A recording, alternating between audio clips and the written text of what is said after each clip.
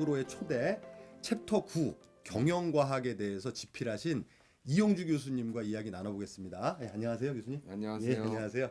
네. 예, 뭐 간단히 본인 소개 좀 부탁드리겠습니다. 저는 지금 가천대학교 글로벌 경영학과에서 전공이 이제 전공이 경과학, 경영과학이기 때문에 강의하는 과목은 경영과학을 강의하고 또 1학년들 필수 과목인 경영통계학하고 계량 경영 입문을 가르치고 있습니다. 대학원에서도 뭐 비슷하게 네. 통계학과 경영과학을 가르치고 네. 있습니다. 어떤 그 학생들이 제일 좀 두려워하는 과목들만 가르치시는 것 같아요. 네, 근데 학생들이 너무 불필요하게 네. 그 두려움을 갖고 있더라고요. 예, 어렵잖아요. 수학, 통계, 경영과학 이런 거 다 어려워하는 것들인데. 그렇죠. 예, 그 어려워할 수는 있는데 네, 사실 이제 수학 통계는 저희 전공은 아니고 수학과 통계는 경영학 전반에 걸쳐서 필요한 그렇죠. 기초 학문이고 네, 수학 통계는 어렵다고 하는데 사실 그것도 아니지만 네. 그거에 대해서 제가 지금 변론을 할 필요는 없을 것 같고 경영과학이 어렵지 않다. 경영과학은 어려운 과목이 아니다. 네. 어, 경영과학은 네, 그냥 일반 상식과 네. 논리적인 사고만 할 줄 알면은 쉽게 활용할 수 있는 그렇군요. 그런 방법들이 있어요. 예. 근데 이제 학생들이 경영과학을 어렵다고 느끼는 이유가 예. 그 책을 보면 막 수리 모델 같은 거 많이 나오잖아요. 그래서 예. 어렵다고 하는데 네네. 사실 경영과학은 솔직히 말하면 네. 그 밑바닥에는 수학이에요. 음, 복잡한 수학과 알고리즘이 네. 그 기반을 이루고 있는데 네네. 그거 하나하나를 이제는 알 필요 없어요. 옛날엔 그런 거를 다 하려니까 골이 터지고 빠지게. 막 아프고 그런데 편하게 말씀하셔도 됩니다. 지금 요즘엔 정말 이게 경영과학이 이제 복을 받은 거야. 요즘의 환경 변화가. 그래요? 예. 이 컴퓨터가 워낙 발전하고 컴퓨터가 다 계산해 주는군요, 그러니까. 그죠. 컴퓨터가요. 네. 정말 그 시대가 갈수록 4배씩 빨라지잖아요. 네. 저장 용량도 그렇고. 무어의 법칙에 네. 의해서. 예를 들어서 우리가 석사 과정 때는 네. 어떤 한 문제를 풀기 위해서 데이터 확보도 힘들지만 데이터를 확보했다 하더라도 네. 그 한 문제를 풀기 위해서 컴퓨터를 대형 컴퓨터가 막 1시간을 돌아가고 그래요? 이래야 한 문제 된단 말이에요. 풀는데. 예, 오. 문제가 크면 뭐 네네. 시뮬레이션 같은 거.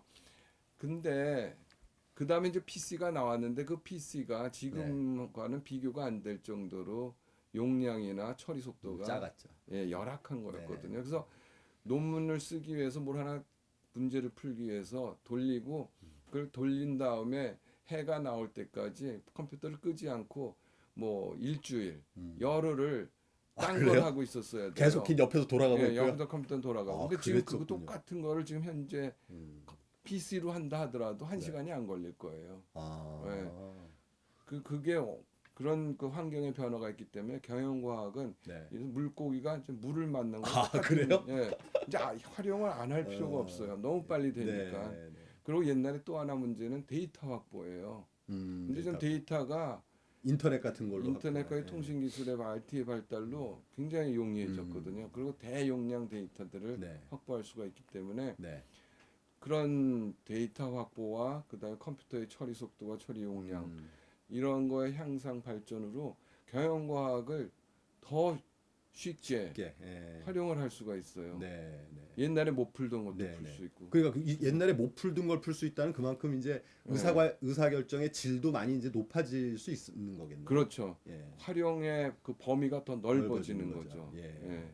그 교수님 이제 지금 뭐 25년 교수 생활을 하셨는데 그러면 이제 25년 전에 경영과학 가르칠 때는 진짜로 그때 학생들이 어려워했겠네요. 그때는 저도 제가 생각해도 어렵다고 생각할 수 있어요. 가르치시면서도 어렵다.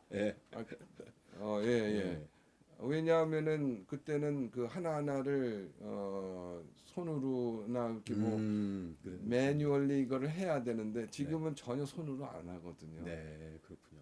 그리고 옛날에는 그 프로그램을 직접 짜야 했어요. 그래요? 네. 포트란을 이용해서 아니면은 포트란 아니면 나중에 그 전용 패키지의 린도 같은 게 나왔지만 게넌스나 근데 그런 거 사용하는 것도 쉽진 않아요. 패키지를 사용하는 것도. 포트란 사용하는 것도 쉽지만. 네. 그렇지만 요즘에 엑셀로 돼요. 엑셀로 웬만한 경영과학에 나오는 그 문제들은 다 해결이 됩니까? 아주 일부 데이터가 너무 크거나 그 알고리즘이 좀 많은 저 복잡해서 네. 소요 시간이 많이 걸리는 거 빼고는 네. 웬만한 게 엑셀로 다 돼요. 아, 정말 네. 그때랑 비교하면은 뭐 너무 굉장히 편해진 거죠. 예. 네. 하여튼 그래도 우리 이제 학생들은 어렵다고 지금 그러고 있는데 아 그래서 수학을 몰라도 돼요. 그냥 엑셀에다가 전달만 하면 전달만 돼요. 하면. 네, 우리가 풀고자 하는 문제가 뭐고 목적이 뭐고 네. 그 목적을 달성하기 위해서 현실에 존재하는 제약 요인이 뭔가를 정확히 알기만 하면 그건 경영자들은 다 알아야 될 문제의 것이거든요. 성격과 제약 요인만 그렇죠. 파악을 하면 그렇죠. 예. 이 문제를 해결해야 할 목적이 뭐고 그거를 해결하는 과정에 그 반영해야 할 제약 요건들을 예, 예. 정확히 알고만 있으면 그럼 그걸 엑셀에다 그걸 넣어주기만 전달만 하면 푸는 거는 신경 안 엑셀이 써요. 푸니까. 옛날에 우리가 좀 해야 됐다. 옛날에 손으로 했는데 네. 이제 엑셀이다 그건 해결해 주므로 네. 걱정할 수학을 게 몰라도 없다. 된다. 몰라도 된다. 네. 심지어는 수학을 몰라도 돼요. 그러니까 좀 이제 경영과학에 대해서 그 걱정을 하거나 이게 두려움을 갖고 있는 학생들은 좀 그걸 해보지도 않고 그렇죠. 그냥 이게 미리. 겉으로만 보고 이렇게 겁내는 거군요. 맞아. 네. 제 수업을 지금 3학년 수업이 네. 경영과학이 있는데 3학년 수업하시는. 예. 그거 듣고 난 다음에 애들이 좀 바뀌더라고요. 재밌다고. 처음에는 굉장히 무서워하다. 네. 예. 엑셀을 좀 특히 근데 엑셀은 좀 잘해야 돼요 학생들이. 엑셀 사용법. 네. 엑셀은 좀 다룰 줄 알아야 네. 된다. 그 엑셀을 잘 활용하는 애들은 재밌다 그래요. 요즘은 사실 엑셀을 네. 취업을 위해서도 사실 엑셀을 해야 돼요. 배워야 되는 거니까요. 네. 네. 알겠습니다. 뭐 또 그건 교수님께서 워낙 또 재밌게 잘 가르쳐 주셔서 그런 것도 있으리라 생각을 합니다. 네, 그러면 이제 네, 경영과학에 대해서 네. 경영과학은 어려운 게 아니라고 하셨는데 좀 더 구체적으로 경영과학이 무엇이고 왜 우리가 경영과학을 경영과에서 배워야 되나 요거에 대해서 네. 좀 말씀해 주시죠. 경영과학이라고 하는 게 경영학의 여러 전공, 경영학의 전공을 하면 8개, 9개 정도 뭐 될 그렇게 있다 거예요. 그러죠. 네. 뭐 마케팅, 회계, 네, 재무, 네. 생산, 인사조직, 전략, 뭐. 국제경영 네. 다 합하면 8, 9개 되는데 네. 그 중에 하나가 경영과학이라고 네, 보시면 돼요. 네. 하나의 전공이다. 네. 근데 이 경영과학은 그 8, 9개의 전공 중에 가장 좀 분석적이고 과학적이고 계량적인 네. 학문이죠. 네, 네. 그리고 이 경영과학은 왜 이게 중요하냐? 탄생을 했고 예. 중요하냐? 네. 이게 이 경영과학이라고 하는 거는 기업 경영자가 네. 기업을 운영해 나가면 네. 그 경영 활동과 관련한 여러 가지 의사 결정이 예. 해야 되거든요. 네, 네. 그 의사 결정을 가급적 최대한 네. 합리적이고 체계적이고 과학적으로 하자 이거예요.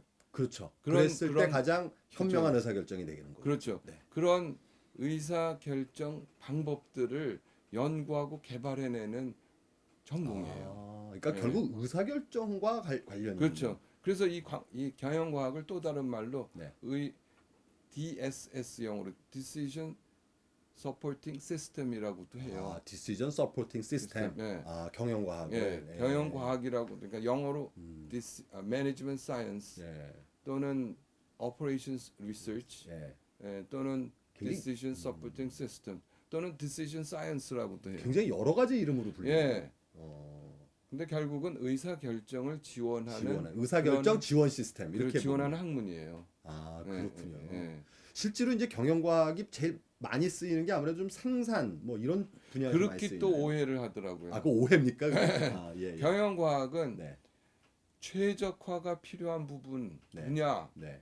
그 대상에서는 대상은 어디나 적용할 수 비단 있는 생산이 그 중에 하나죠. 하나고. 근데 네. 처음 적용되기 시작한 게 생산에서 적용된 건데 그 이유는 데이터 확보가 제일 쉬워요. 그렇죠. 생산 쪽이. 얼마 넣어서 얼마 네, 나온다 이런 게 이제 마케팅 있기 때문에. 쪽보다는. 네네. 근데 꼭 생산에만 쓰이는 게 아니라 모든 경영학의 활동 분야, 마케팅 분야, 뭐 인사 분야, 네. 뭐 생산 분야, 뭐 재무, 투자, 그렇죠. 재무 의사결정. 재무 부자는 네. 뭐 이미 많이 쓰고 있어요. 네네. 그런 다양한 그 경영학의 여러 분야에 활용이 될 수 있다. 네. 목적은 최적화예요. 최적화라고 하는 거는 어떤 문제를 해결하기 위해서 어떤 목적을 달성하기 위해서 여러 가지 방법이 있겠는데 네. 그 중에서 가장 좋은 방법을 최선의 찾아내는 대안을 거. 찾는. 그죠. 네. 최선의 대안을 찾는. 네. 그게 바로 경영과학이에요. 경영과학을 한마디로 얘기하면 최적화예요. 최적화. 그건 생산에만 최적화가 필요한 게 아니에요. 그렇죠. 모든 분야에서 재무에도 다 필요하고 필요하고 모든 마케팅에도 필요하고 다. 그럼요. 예. 예. 그러니까 사실은 이 경영과학은 어떻게 보면 네. 모든 경영 활동이나 이런 것의 근본이 되는 네.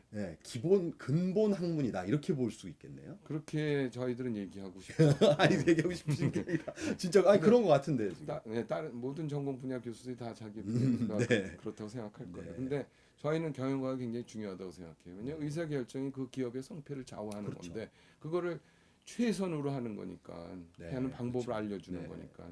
예. 결국 경영자라는 사람들이 하는 일이 그런 네. 경영과 관련한 의사결정을 하는 거잖아요. 네, 그렇다면 그 그렇죠. 의사결정 하나하나는 정말 중요한데 그렇죠. 그것이 아무렇게나 자기 뭐 직관에 의한 거라든지 이렇게 하기보다는 그럼요. 어떤 최적화된 그런 그렇죠. 합리적인 모델을 통해서 이렇게 그렇죠. 의사결정을 데이터를 가지고 데이터 기반의 과학적으로 하자는 거죠. 네. 예. 아 그게 굉장히 제가 그 이 지금 교수님과 얘기 나누기 전에 생각했던 것보다 훨씬 중요성을 가지고 예. 있는 그런 분야. 그래서 이게 원래는 네. 사실은 이게 탄생이 네. 이제 미국에서 시작을 했죠. 네. 19세기 네, 말에 네, 지금 한 역사가 한 140년밖에 안 된 학문이에요. 140년이요. 예. 근데 이제 가장 이게 급속히 발전한 게 1, 2차 세계 대전 전후예요. 전쟁과 관련해서. 예. 예.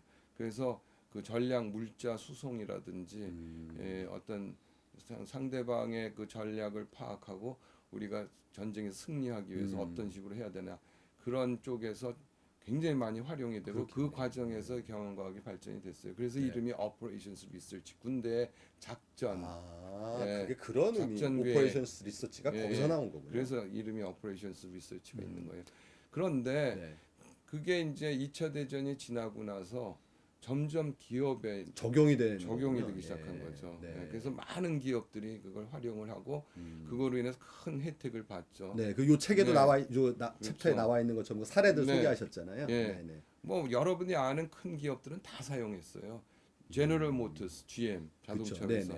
여러분들이 아는 IBM 컴퓨터 회사, 제록스라고 하는 복사기 만드는 회사. 또 쉐브론인가요? 쉐브론 석유화학 쪽에 쉐브론 예. 같은 정유 회사도 활용을 했고 뭐 어떤 업종 어떤 산업에만 사용되는 게 아니라 그러니까 선진 기업들은 다 사용하고 있다. 그렇죠. 대기업 중심으로 활용이 돼서 되고 사실은 있다. 그 뭐 항공사들도 많이 활용했어요. 항공회사 네. 그리고 음료 회사, 네. 웰치스 같은. 확실히 그것을 사용한 기업들이 그걸 하지 않은 기업보다는 확실히 성과가 더 잘 나오는 건 뭐 그렇죠. 확실한 거죠. 그 우리한 기업으로 오래 존속하고. 네. 심지어 금융회사 메릴 린치 같은 회사도. 메릴 린치 그것도 여기 저 챕터에 그 사례가 나와 있습니다. 그래서 어떠한 산업 업종 구분이 없이 의사 결정이 필요한 부분이면 어떤 회사도 활용할 수가 있고 기업 내에서 마케팅뿐만 뭐 상산뿐만 아니라 마케팅, 재무, 인사 모든 의사결정에 모든 의사결정이 필요한. 뭐 특히 그럼 나중에 이제 이게 그 의사결정 해야 하는 그 위치에 가신 분들 같은 경우 뭐 필수적으로 알아야 되겠죠. 그렇죠. 근데 옛날엔 좀 장애물이 있었죠. 왜냐하면 그 컴퓨터를 알아야 되고 직접 자기가 코딩을 하고 프로그래밍을 해야 되는데 지금은 엑셀만 알면 다 할 수 있는. 있어요. 그러니까 뭐 우리 이 책을 보는 학생들도 여기에 당연히 관심 가지고 열심히 공부를 해야 되겠네요. 그렇죠. 조금만 하면 돼요. 제 수업을 들으면 확 인식이 바뀌어요. 이거 재밌는 과목이다. 우리 이제 뭐 비단 가천대학교뿐만 아니라도 보통 일반적으로 경영학과에 대부분 개설이 돼 있죠. 이 과목이. 그럼요. 그러니까 그 수업 피하지 마시고 수강 신청해서 경영과학을 꼭 수강을 하시기 바랍니다. 오늘 뭐 말씀 나누다 보니까 시간이 많이 이제 흘렀는데요. 마지막 한 질문만 드릴게요. 우리 이제 지금 25년하고 지금하고 많이 바뀌었잖아요. 경영과학도 많이 쉬워지고 뭐 이렇게 바뀌었다 그러시는데 많이 바뀌었죠. 저희가 지금 이제 4차 산업혁명 시대 아니겠습니까? 그래서 이제 AI, 빅데이터 막 이런 것들이 나오는데 이 미래의 경영과학은 또 지금하고 많이 다르겠죠? 어떻게 달라질까요? 굉장히 더 많이 활용되고 더 활용도가 높아질 것이다. 굉장히 더 정교해지고 굉장히 사용하기가 더 편리해질 거예요. 방금 말씀하신 그 4차 산업혁명에서 그 우리가 빈번히 언급하는 게 빅데이터, AI 이런 것들이잖아요. 이런 것들이 최근에 그 학문간의 융복합이 있듯이 이런 게 경영과학에 그대로 흡수되면은 경영과학의 그 차원이 한 단계 그냥, 확 올라가는 거예요. 네. 데이터가 정교해지죠. 네, 그렇죠. 예. 아까 이제 경영과학은 결국 데이터에 기반한 의사결정인데 그렇죠. 이 데이터의 양이 그냥 엄청나게 많아지니까 양이 엄청나고 그걸 또 빨리 처리하고 빨리 처리하고 그렇죠. 그 보관도 더 체계적으로 옛날보다 음. 잘하고. 네네.